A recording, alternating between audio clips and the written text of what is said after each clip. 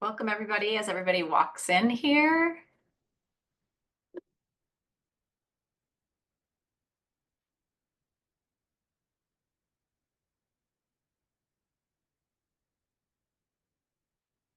Okay. A couple more people joining, so I'll just wait just a moment to start.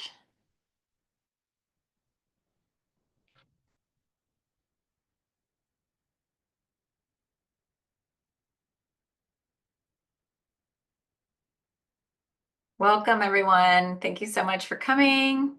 We're excited to have everybody here tonight.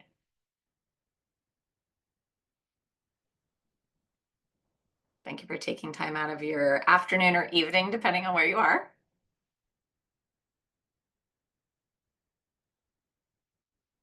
We're just going to wait maybe like 1 to 2 more minutes and then we'll get started.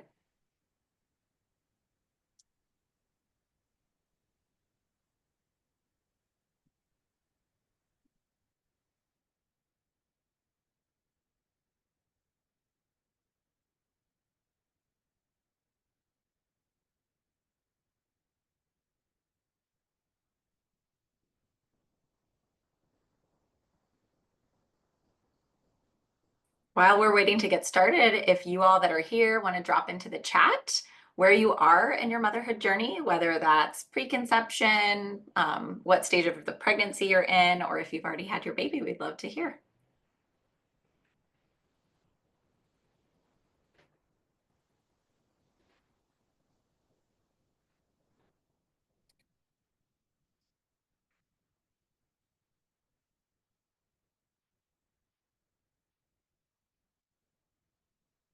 Amazing. I love to see these postpartum parents. Congratulations, Marie, on your 3rd trimester, almost there.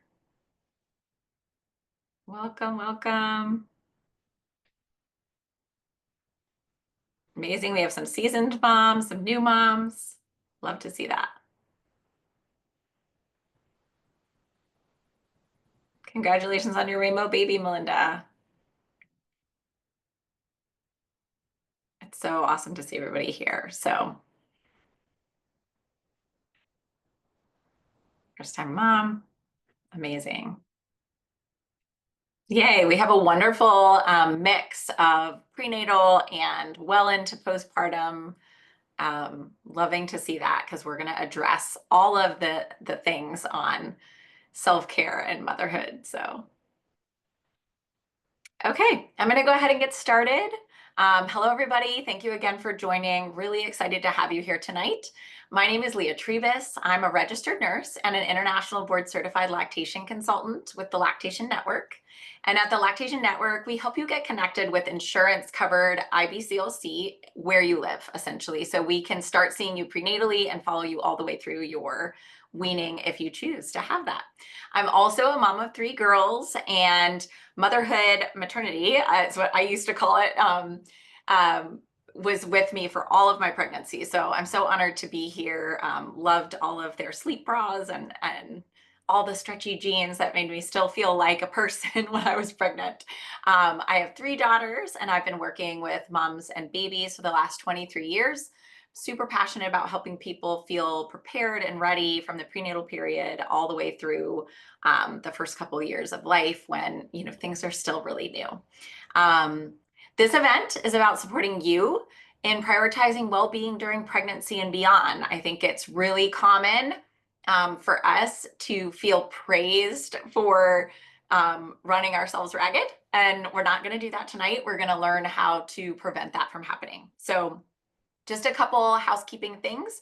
We would love for you to participate like you are now in the chat. We love to hear from you, know who's listening to us. We also have the Q&A section. So if you have questions, if you remember, plop it in the Q&A section. We'll be able to address some of those things at the end of the evening.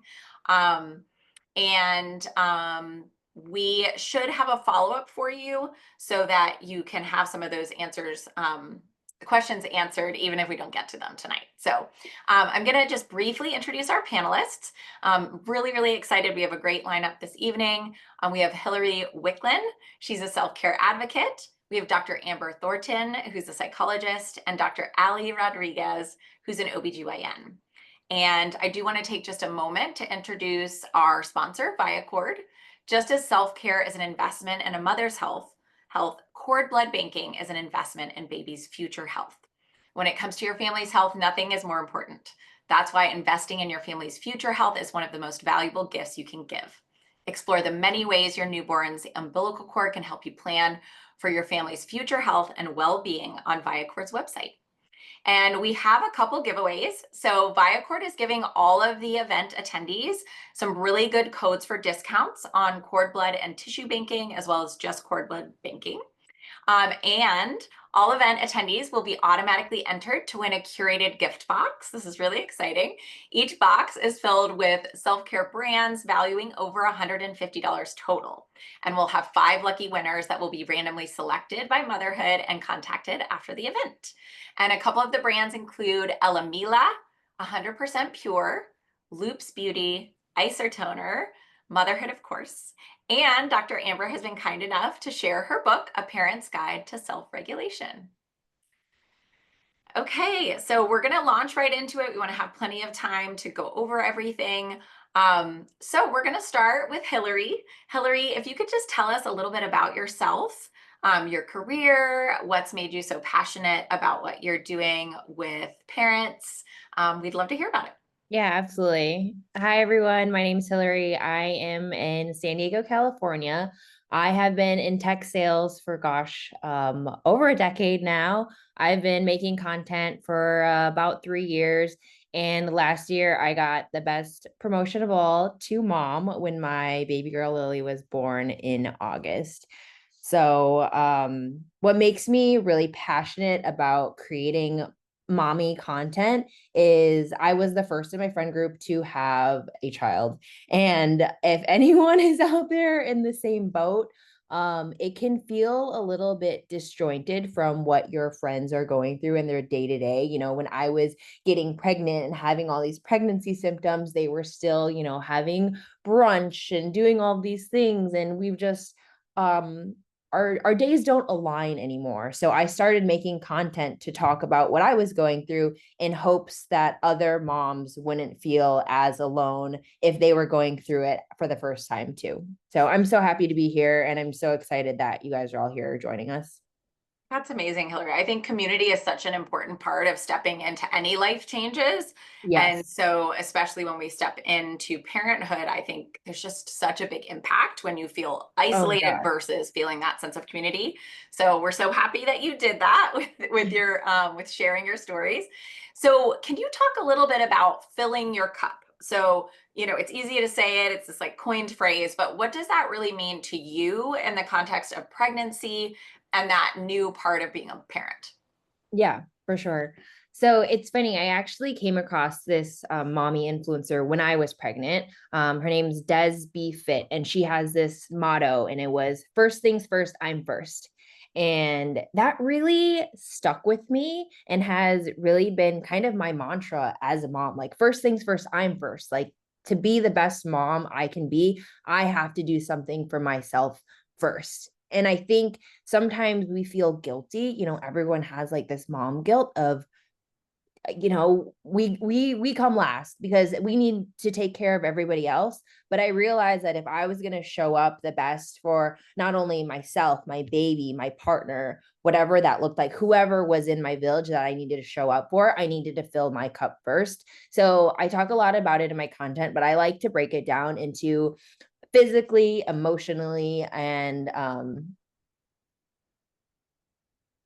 sorry, mom, mom Mom brain brain. moment. Yes, physically, emotionally, and mentally. And I like to kind of bucket it and find something small every day to meet all those needs so I feel fulfilled. And it just allows me to be a better mom when I'm filling my own cup, and I feel joy and find joy in every day. Yeah, I love that. And I think the term self-care can be misunderstood. What are some myths that you've sort of seen when a new parent is like addressing that piece of it, right? Like, what is really self-care? What does that mean?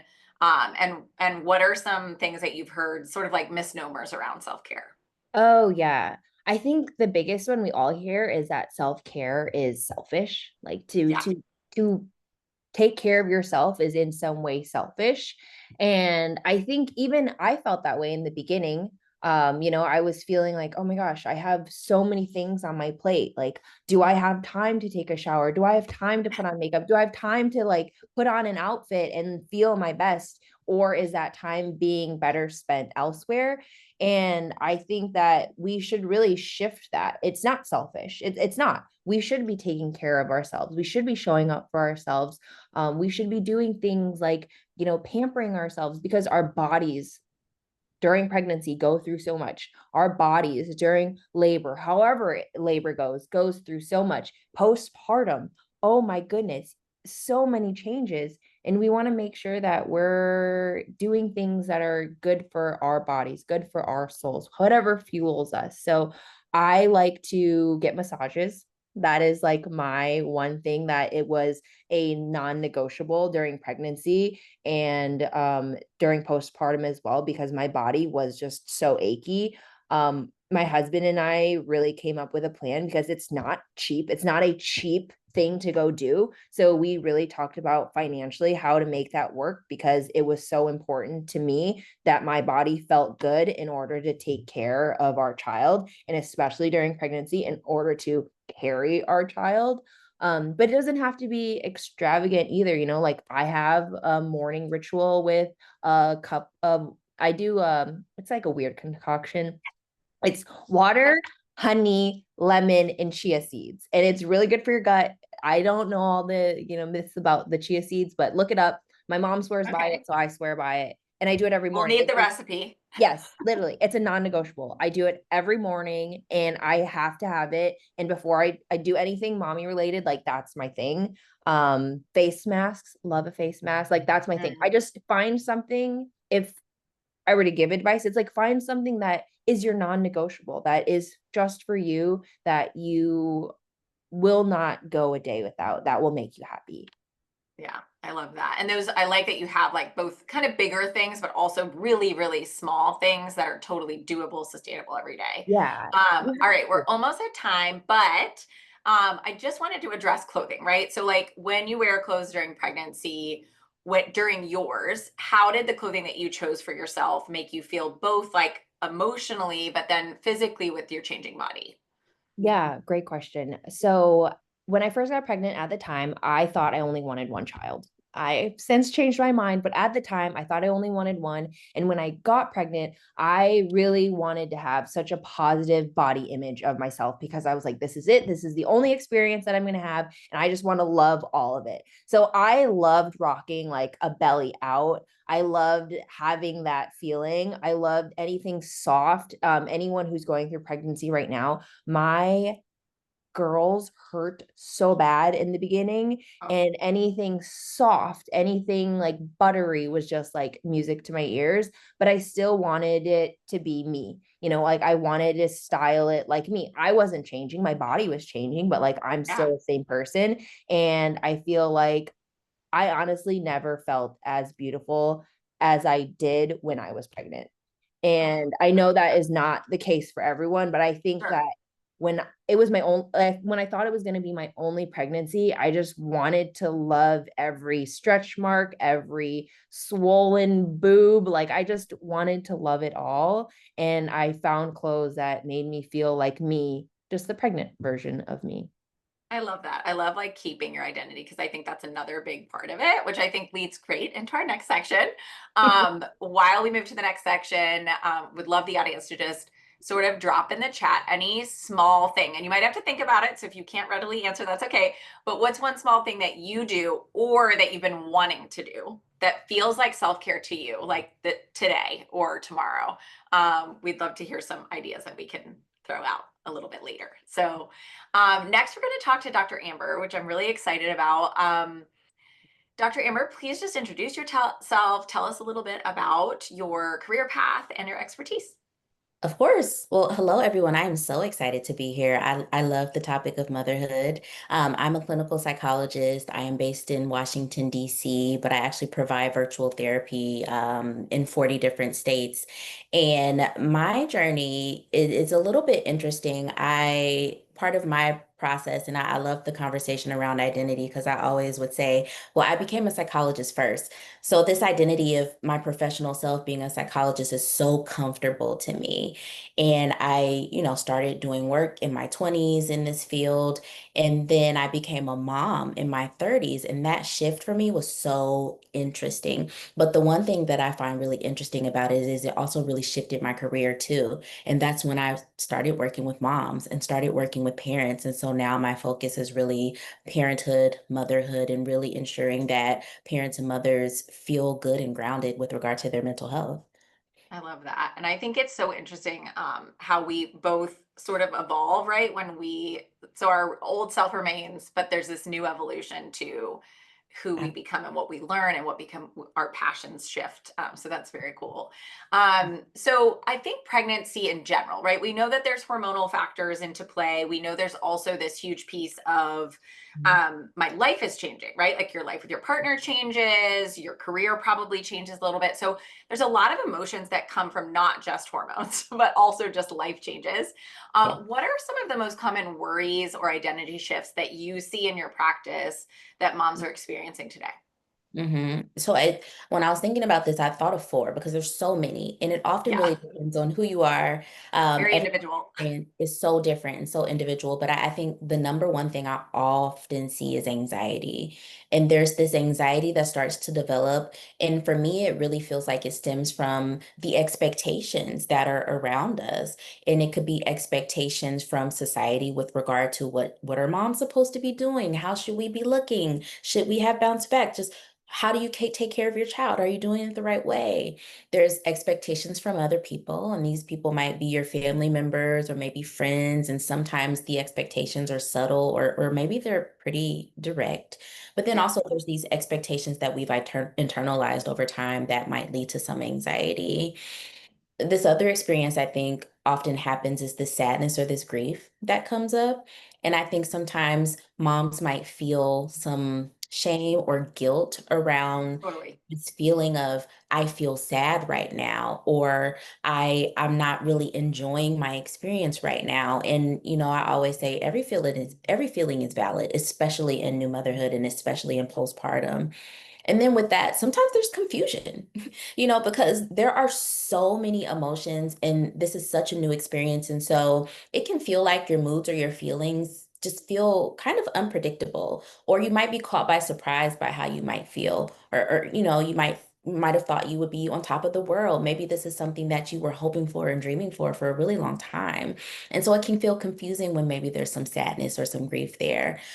So I think all of that really is it's part of the process, but also I think there's this other aspect, and it's really just integrating this new identity of motherhood. I think that it's honestly a lifelong journey once you have a child, and it evolves, even if you have Oh, yeah. multiple children. Yeah. Stepping into the teen years with mine, I can tell you it evolves. It- So I feel that. Um, I think this is a really interesting thing we touched on a little bit with Hillary, but this idea behind guilt when we take time for ourselves. I know I had that really badly up until probably my third child was like 5. So I just carry this from pregnancy to pregnant, like, I was pregnant or breastfeeding for 10 years and I still felt guilty when I would go to Target by myself.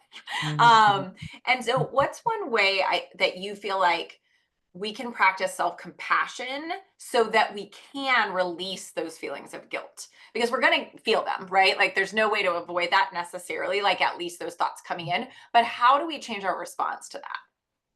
Absolutely. I'm so glad you said that because in my practice and when I work with moms, I try to help people see that we often cannot change our feelings.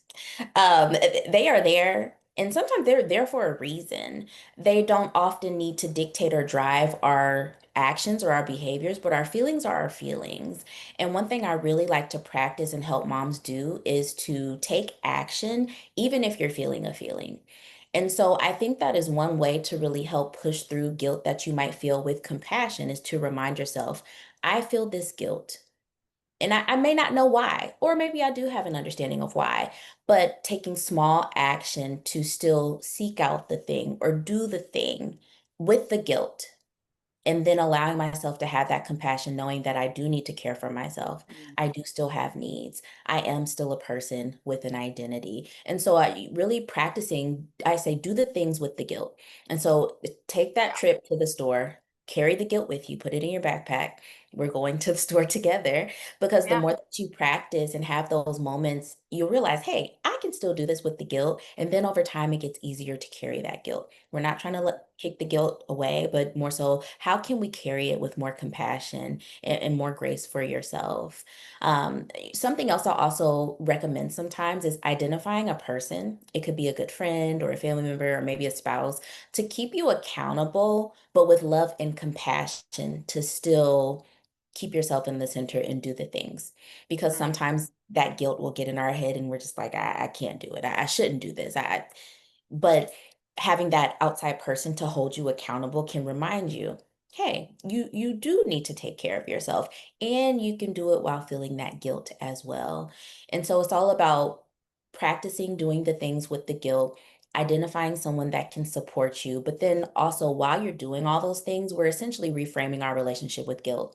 And we're understanding that just because we have guilt present, it doesn't mean it has to stop the show or dictate how you then respond or act or behave. And I love that idea. I think somebody said this to me before about and, right? Like, so there are many things that we want to say, or like, I can take care of myself, or I can take care of my family. And we need to recognize the and both can be and both can exist. So I really Absolutely. appreciate those words. I think that explains it really well. The other thing that I think is really important to address is this idea of, you know, I think we often are told there's going to be emotions. We're often told, baby blues are normal, and you might feel a little emotional or down or whatever it may be. And Mhm. I think sometimes that's dangerous, right? Like to say, these things are normal. And I think addressing when a new parent or a pregnant parent or a seasoned parent that's maybe 8, 9, 10, close to the year mark Mhm. begins to have some worrisome feelings. Yeah. How does a parent know when to seek out that professional support? Absolutely. I'm glad you said this because I do agree. I think sometimes we're just inundated with this message that you may not feel good. You might feel these feelings. And so we just think, well, this is normal. We're supposed to feel this and we're just supposed to push through. And so a few things I want people to keep in mind when it might be time to reach out for some help. One, if you're noticing that you're having difficulty functioning in your day to day. And so this is it'll likely feel like more than just one bad day. It'll feel like days and weeks or even months at a time. I am having difficulty caring for myself, caring for my child, getting out of bed. That is a big red flag that, hey, there might be some additional support needed because that's not normal. We don't want you to feel that way. Also, if you are noticing that you are having mood challenges that feel really persistent and very enduring. So, we talk about the baby blues, right? But if you start to notice that this is feeling like a mood that is so low and it feels so heavy and it is most of the day throughout the entire week, going into months, that's a big red flag. We want to talk about that because it might be moving beyond just an adjustment phase and into something more significant. Also, if you're getting feedback from people that love and care about you, that they're worried or they're concerned or that they're noticing big shifts for you.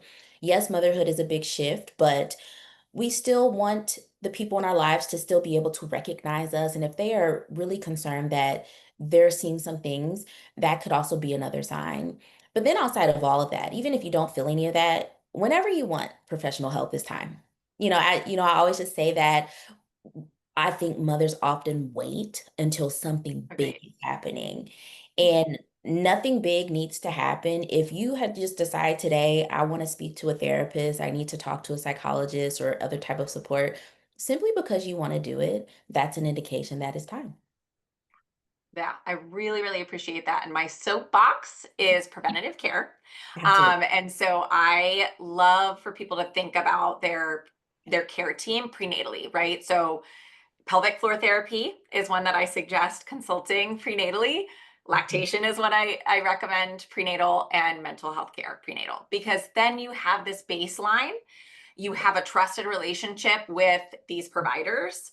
So then when you are in that phase and you are there, you have that support. And it's so much easier to take in the information when you're pregnant versus postpartum when you're now raising a baby, right? So I Yes. really love that you chatted a little bit about that. I think that's so important. And then just to talk about planning ahead, which I guess I sort of segued into with the prenatal, but for a lot of families, I think um, things like planning ahead, like, cord blood banking, or like booking these appointments ahead of time, can ease some of those anxieties or Mhm. worries and give them one less thing to think about when they're done. And so when you see families preparing this way, um, how do you see that supporting their mental health? Oh, the biggest thing is I think it gives calm and clarity because I think with motherhood and especially new motherhood, it feels so unpredictable sometimes. It might feel chaotic. It might feel like there's this lack of clarity because it feels new.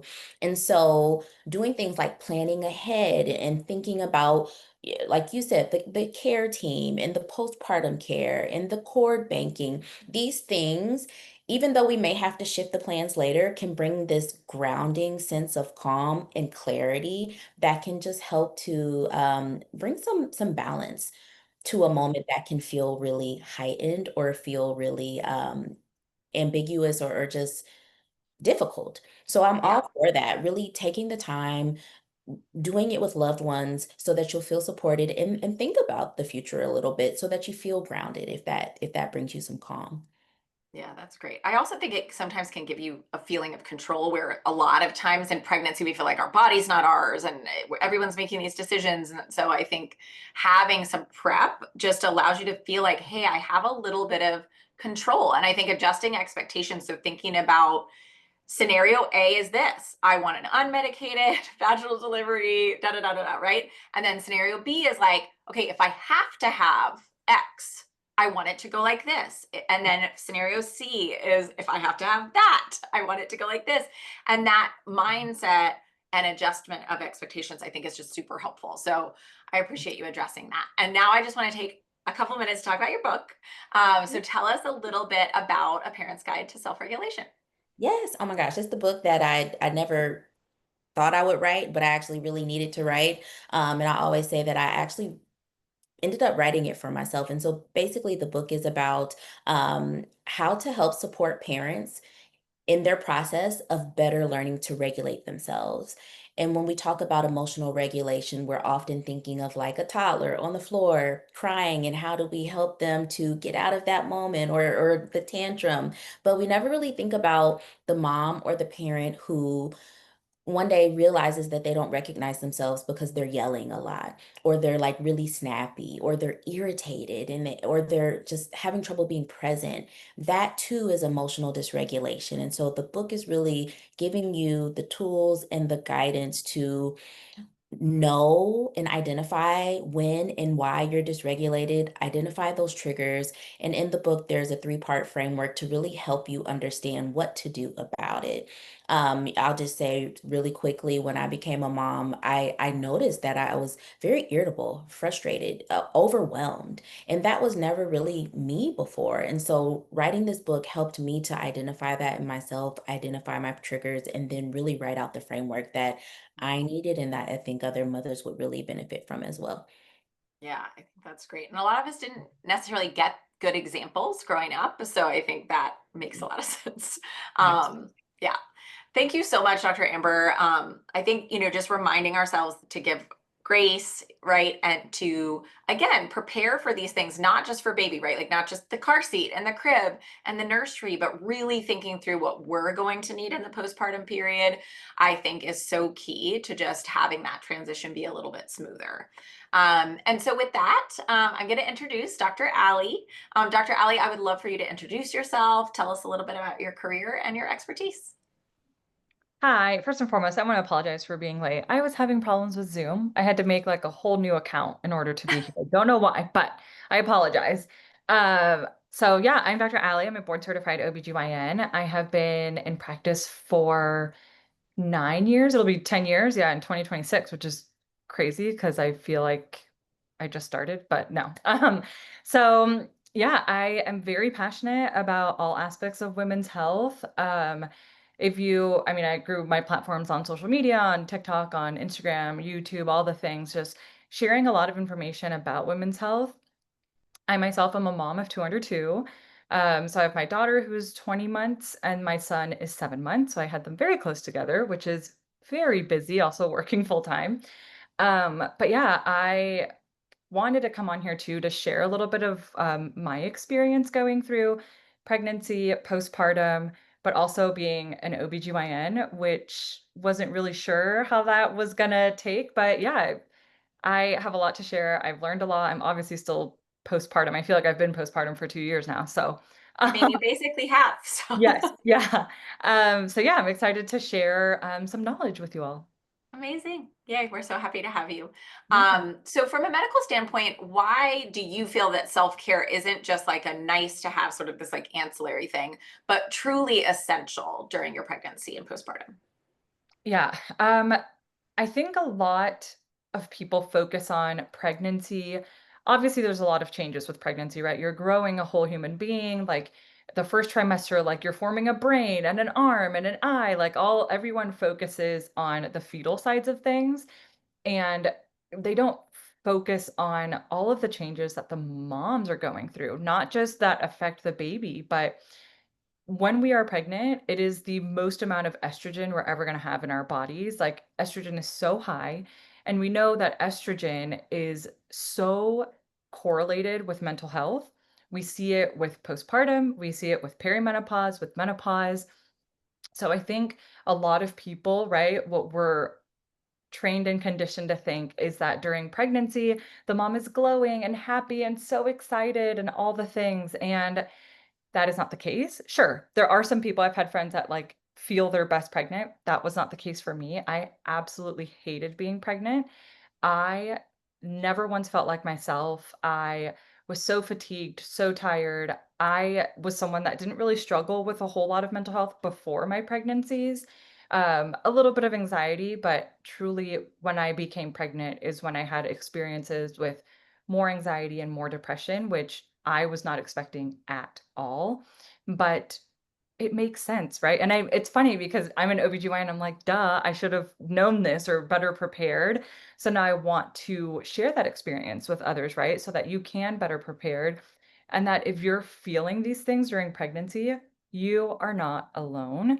I mean, I had days where it would cost me so much to get out of bed, especially with my first pregnancy. I was like, "I do not feel like myself."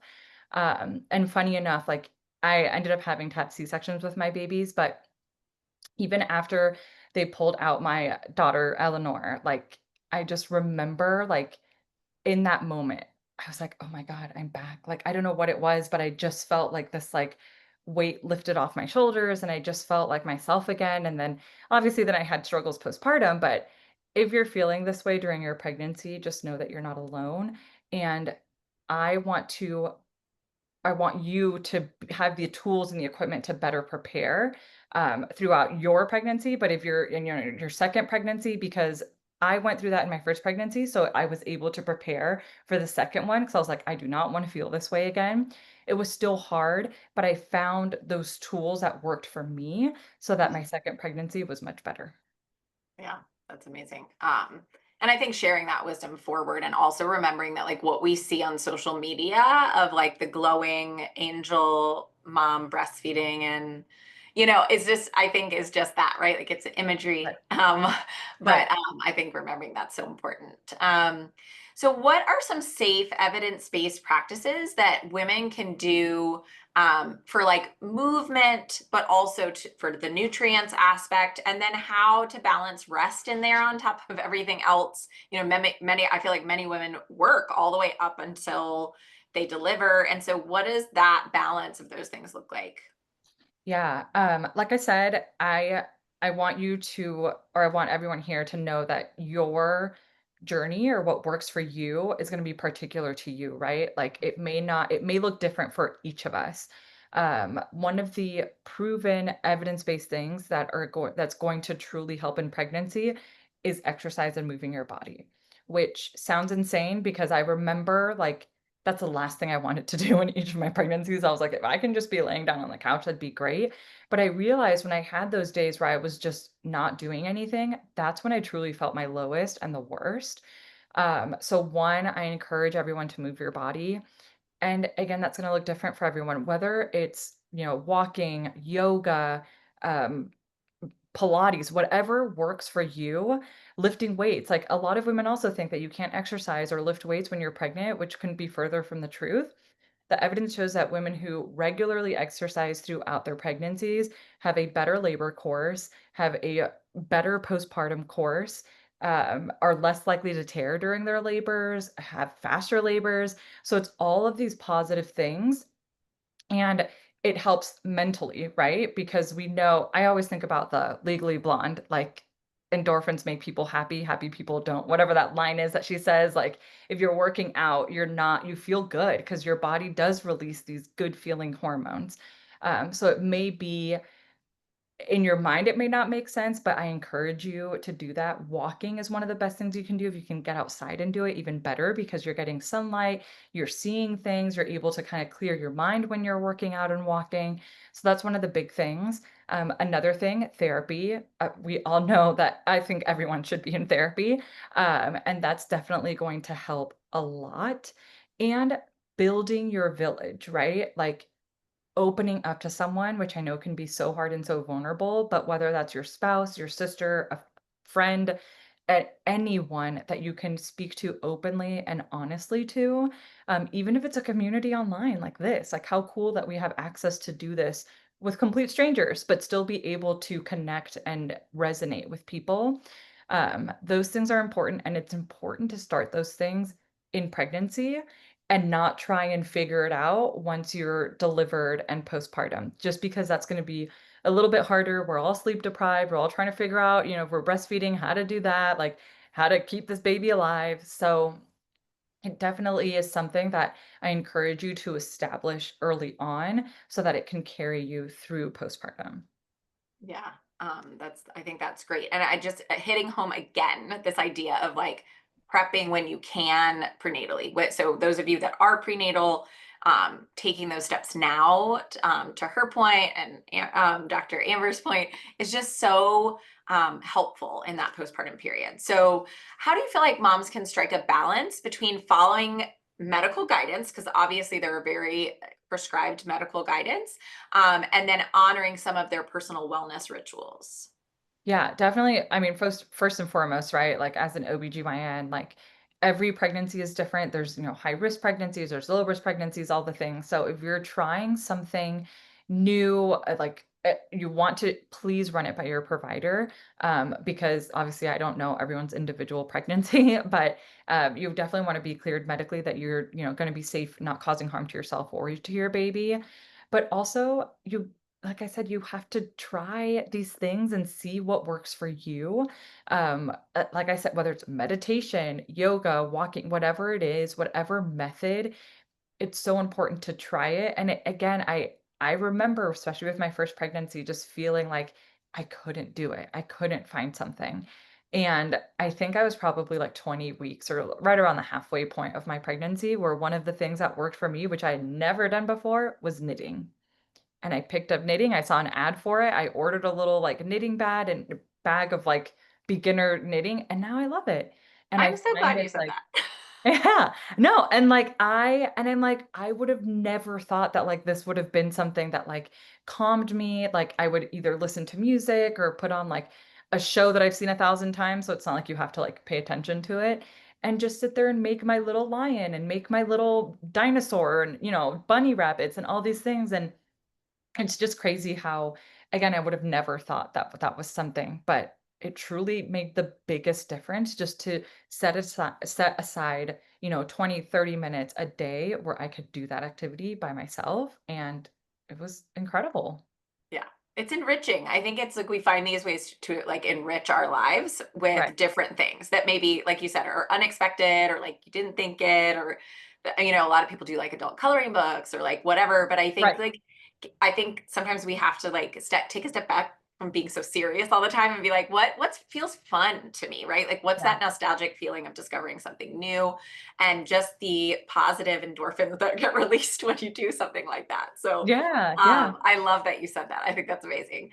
So to our audience, as we wrap that section up, what area would you like to focus on, or are you focusing on so far in terms of the rest, the movement, or nourishment? And we didn't get heavily into nourishment, but obviously, like as we're growing a baby and as we're breastfeeding, that nourishment piece is really important as well. And I know most insurance companies now do cover a dietitian consultation and ongoing dietitian support. So I think if you're one of those people that struggles to kind of find a balance or quick, easy things to make, that's a great resource, I think, to have for yourself. So, all right, we're just going to move on to just sharing a couple realistic rituals that you all can do and put into place.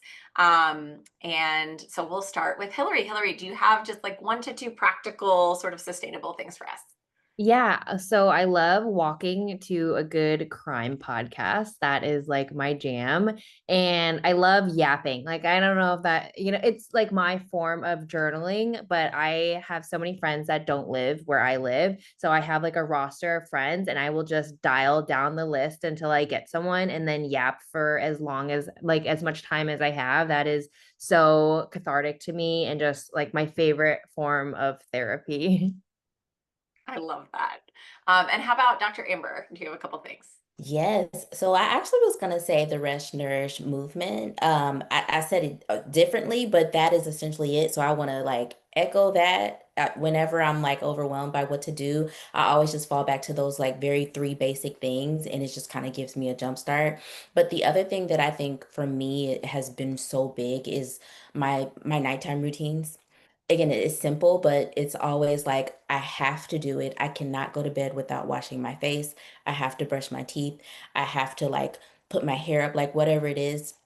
It just helps me to, again, remind myself I'm a human. I have needs. I need to tend to myself at the end of the day. Same with my morning time. Like, I Mhm. really am very, like, we need that time. And so I recommend that for moms, carving out that 5, 10, 15, however long it takes for Yeah, you at the beginning of your day and the end of the day can really make a difference.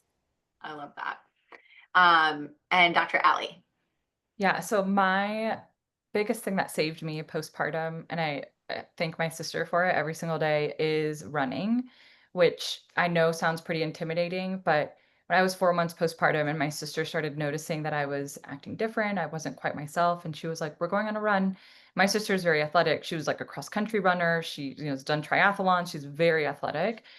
And I was like, "Erica, the last time I ran, I was like 15 in like high school where they made you like run whatever, and I like hated it." And she was like, "No, I think it's gonna do you some good. Like you really need to start running." And she was like, "I found a race." She's like, "You're doing a half marathon with me." And it was like, months away. She signed me up. She was like, "I already paid for it. Like you have to go. You're committed to this thing." And for 14 weeks, she trained me and I owe her so much for that because and again, I'm not like a fast runner by any means. I'm like 14-minute plus miles. Like I like a light jog, but still, I found so much relief with running. I found myself again. It is just like no better feeling for me right now. Just putting on a really good playlist and going for a run. Getting outside does wonders for your mental health. And so yeah, that is honestly what saved me postpartum. I was able to do it in my second pregnancy. I kept running. I actually ran a half marathon when I was 10 weeks pregnant with Alex, with my boy. Amazing. So it is doable. Again, I'm not trying to like beat any sort of time. I was doing it for me. And yeah, I can like vouch for it. Like running sounds scary, but it's been life-changing. It's been incredible. Amazing. I love that. I don't know that I'm going to take it up, but I love No, and that that's journey for you. totally fine. I'm just joking. Yeah. I'm just joking. And then just my little tip as a lactation consultant. So obviously in the postpartum period, especially in the first, it is very taxing on the body. Like you just did the hardest thing physically you've ever had to do, give labor and or have a cesarean, and now you have a new baby. And so you're caring for this baby and you're feeding this baby. And so really what I try to do is two things. One is talk to your partner and your family members about things that they can do that are helpful, not come over and hold the baby, but bring you a meal or clean up your dishes or vacuum so that you literally can concentrate on just like that nesting period, bonding with your partner, bonding with your baby. So I think that's in the first couple of weeks, and just relieves you. There are some of you that probably lay upstairs with your baby and you know the dishes are dirty downstairs and it's stressing you out. So if someone's offering to help, you really let them help. I think that's like a huge piece of this. You have to kind of let some of your type A fly away from you because it's just it's important in parenthood. And then the second thing is when you get to the phase where you do start introducing a bottle, which is somewhere usually around 4 to 6 weeks, I always suggest during that time that your partner or your helper or whoever is going to give that bottle, do something for yourself. It's this perfect time. You've pumped, so your breasts are empty, your baby has a meal, and now you have time for something. And so whether that's like a light, nice, long, hot shower, sitting in the Starbucks parking lot, going to Target by yourself, whatever it is, you've just bought yourself 2-ish hours, and that is gold in new motherhood. And so I think like really just again making early practice of this. It's also really good for your partner to be allowed to parent without you over their shoulder. It really fosters independence and them feeling confident in their parenting, and they're going to parent different than you. So that's what I really like. I think it builds your relationship really well, and gives them a chance to shine and continue to really help you when you need it. So this has been so amazing. I'm going to address some of our questions and answers, but I'm just really happy that we've been able to sort of build a list of these go-to practices. And I always say in parenthood, there's going to be some things that you hear that you totally resonates with you, and other things that you're like, that just doesn't make sense to me at all. And I might always say, like, put the things in your tool belt that make sense and like throw the other things out, because you're going to get all sorts of wacky advice. And I really think as much as science as we have around pregnancy and postpartum and parenting, it's also an art. There's something really unique about it. And so I think it's hard to say. So I'm going to grab some of these questions. I think they're all in our Q&A. So we have a question for Dr. Thornton. I had my first at 30. How do you deal with society's idea of having children in your 30s makes you an old mom? I would like more, but I have anxiety about timing. Good question. Okay. So the first thing it made me think about was I think the data is shifting a bit, and we are seeing more women have children at a later age. And so I think sometimes society, their expectations or their ideas can be outdated or really just misguided. And so for you, for instance, if I were working with you in therapy and you were my client, we would talk about how you can start to separate what you think the expectations of others are and what you actually want for your own life, because there will always be people who maybe have a different opinion or who think differently about what you choose to do. So I would really encourage you to really get very grounded and really settle into what it is that you want for your life and your family. And if it is more children, really, protecting that vision for yourself and that plan, including the people who will be supportive in that, so that you can kind of shield yourself and protect yourself if this feels like a really sensitive time for you. That'll help you to just kind of like drown out that noise of what society is thinking or other people are thinking, and really focusing in on what it is that you want for your life and how you achieve that. I'd Thank like you. to add to this as Yeah. well. As an OBGYN who had both of her kids at 35 and 36, don't listen to the noise. It Yes. is so silly.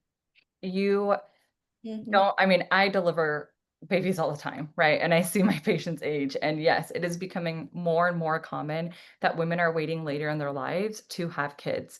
There's actually a really good study that came out, I believe it was last year in 2024, stating that women who have babies later on in life, in their 30s, actually live longer than women that have kids younger. They are happier. They mentally are better prepared.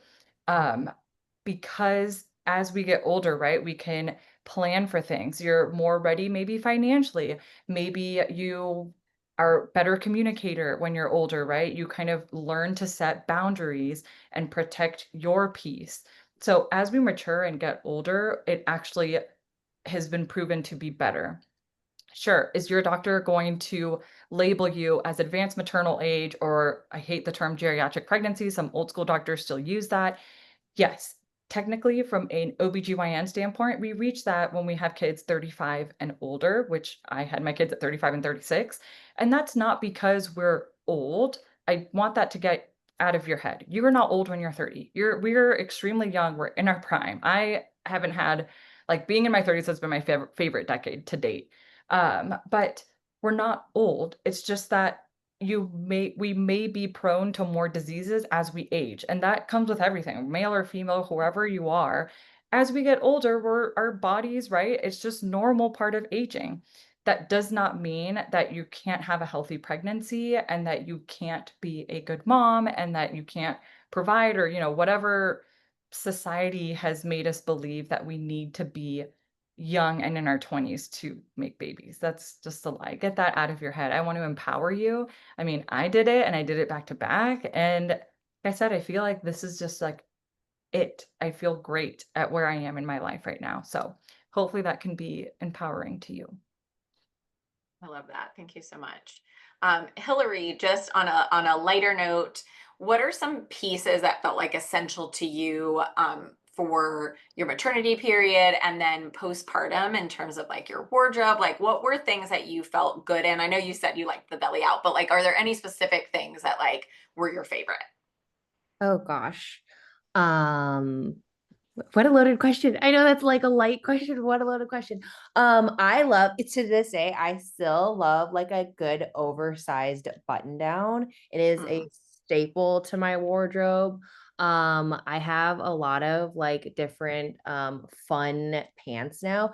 Honestly, I went up 2 sizes after having my baby, and that was like such a daunting thing, but it was so fun to just like redo my wardrobe. And that was another self-care piece for me that I was like, this is my new body. It's given me so mhm. much, and I'm going to dress this body for what it is. And I know I love that. motherhood has such like cozy pieces that I wore during maternity, but like still wear as separates now. So I think I don't have a great answer, to be honest, but I think No, but that was a good answer. I you know loved what that. I mean? It's like we become this new version of ourselves, Yeah. and it's like we're reborn. And I feel like that also gave me a new sense of like who I am when it came to my clothes too. Like I can be whoever I want to be now as a mom, and I can wear whatever I want to wear. And who cares if it's 2 sizes bigger than it was before? Like I'm gonna make it fit me for who I am now. And Yeah. And I think that's actually like such an important piece is like acknowledging that your body has changed and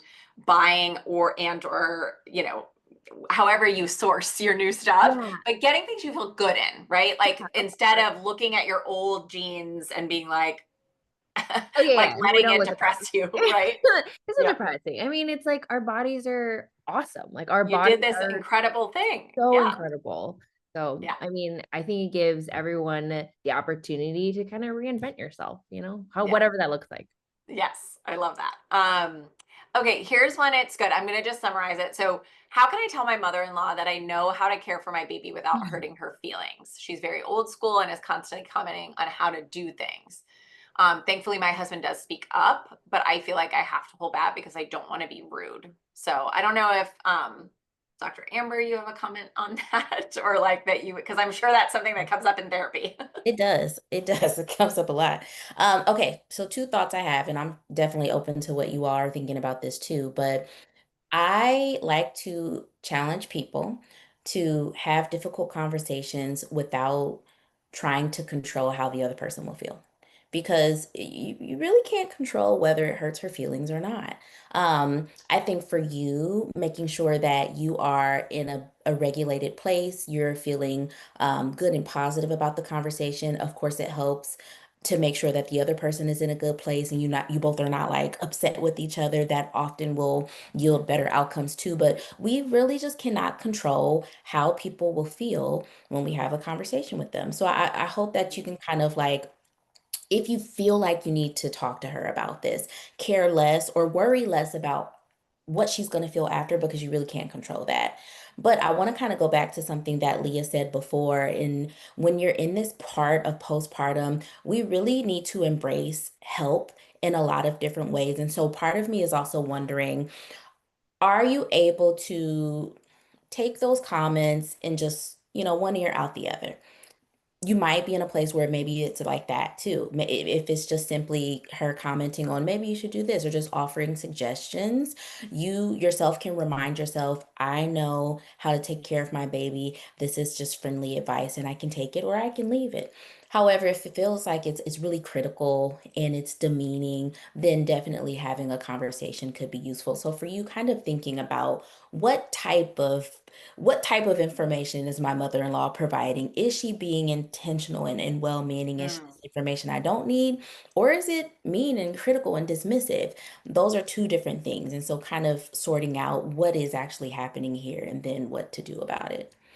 Yeah, that's great. That's great. Because the intent, right, can be different and our response to it can be different based on our feelings about ourselves. So that's Absolutely. great.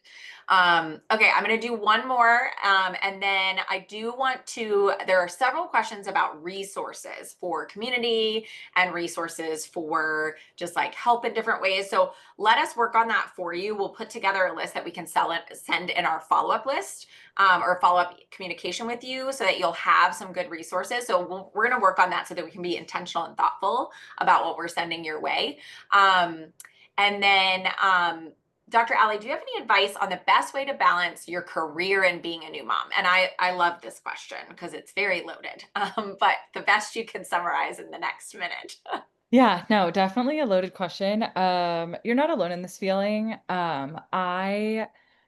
Let's see, with my daughter, I went back to work at 12 weeks, and it was crazy. Like I think I liked what Dr. Amber said about like carrying your guilt with you. I guess I'd never thought of it that way, but that's exactly what I was doing, right? I think I just reached a point where I was like, I got to do it, right? Like it's something that like I had to do, and over time it just got better and better and better.